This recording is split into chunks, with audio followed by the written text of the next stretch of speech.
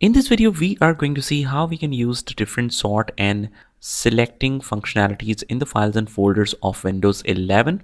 So first of all, to explore the sorting and filtering functionalities, we just go to the Windows Explorer File Explorer.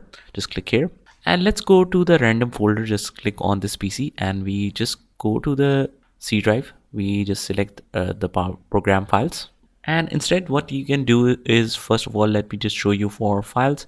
So let's just go back and select random folders. I'll just go to the Windows and click on, let's say, cursors, and here we have a couple of files.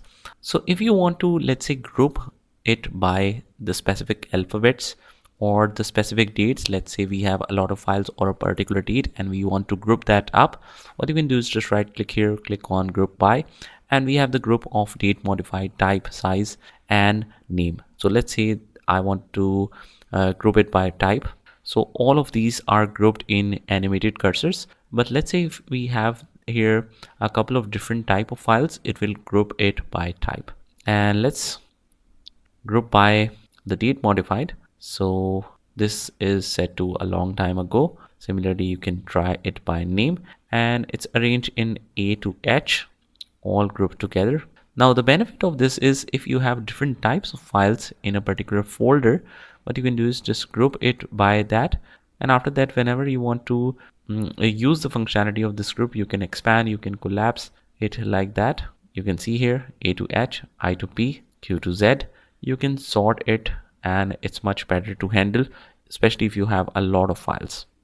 Similarly, let's try some different one. Let's say that by type. Here we have the animated cursor, but let's just close this category. We have the simple cursor, we have the Microsoft Edge HTML document. So we have three kind of categories, and as you can see, it kind of creates some kind of groupings that especially makes it easy if you have a lot of type of files in a single folder. And what you can do is, let's say that we want to manage it by size, you can just sort it by size, and similarly it will arrange different data for you, the tiny, the small or the large files. So especially if you want to save some space and you want to delete some extra files that is not required, that's a very simple trick to group it that way, so that you can make the sorting and filtering accordingly. And not only that, you can just manage the data better by just clicking on the headings. First time when you click, it is arranged in the alphabetical order from A to Z, but if you click it again, you will notice that this arrow right next to it turns down. So that means it is now arranged in the alphabetical order, but from Z to A.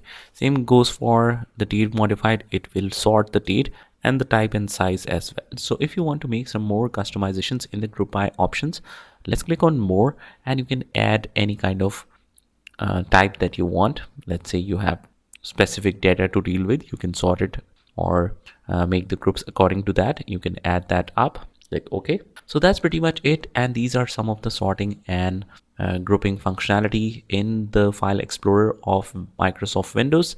Just try this by yourself, and I will see you in the next one.